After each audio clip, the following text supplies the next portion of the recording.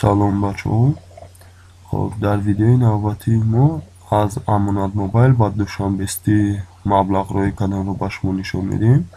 چخیلی که میبینید ما با برنامه امانت موبایل داخل میشویم. نگفتن امانت پیشکی بعضی بچه‌ها پرسیدن چخیلی که در کارتای ما پولمون رو نشون نمیدید.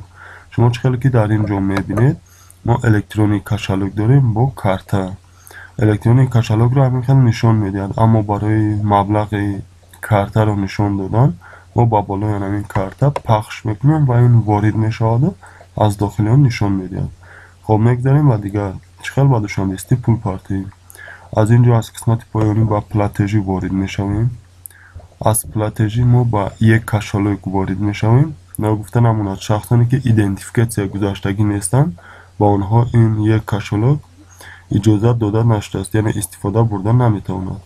کسی که ایدنتیفیکاسیون گذاشته است با یک کشالوگ وارد میشویم. از یک کشالوگ ما همون کشالوگ های الکترونیکی که هست دوشنبستی رو کوفته یافته، یعنی دیس والید، با اون وارد میشویم. چخیلی که میبینید در این قسمت بالایی که من انتخاب کردم در اینجا عادتا الکترونیک کشالوگ امانت بانک خودش میایستد. اگر شما در اون شد داشته باشید خوب، اگر نداشته باشید خب با همین بالای همین پخش میکنید و کارتای خودتون رو انتخاب میکنید. بعدا رقم تلفن شخصی که با اون پول پارت افتنید یعنی دوشنبستی اون رو مینویسونید، در سوم چند سومونه که پارت افتنید اون رو مینویسونید. خب بعدا با بالای همین اپلاتید پخش میکنید. وقتی که پخش کرده چنین آینچه پیدا میشود که در اینجا تکمچه در رو انتخاب میکنید.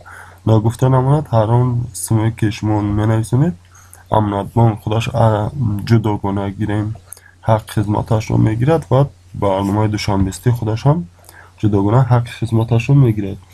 مثال میگیریم اگر ما با کارتای دوشنبستی 100 سومون پارت افتنی باشیم با اون 99 سومون میگذارد، یعنی 1 سومون حق خدمتی دوشنبستی خودش رو میگیرد و چند درهم این برنامه از خودش رو میگیرد که چند برنامه از این خودش رو گرفتن است در پایان خودش مینویسد. شما میبینید وقتی که داله رو پخش میکنید یعنی در رو پخش میکنید در اونجا مینویسند که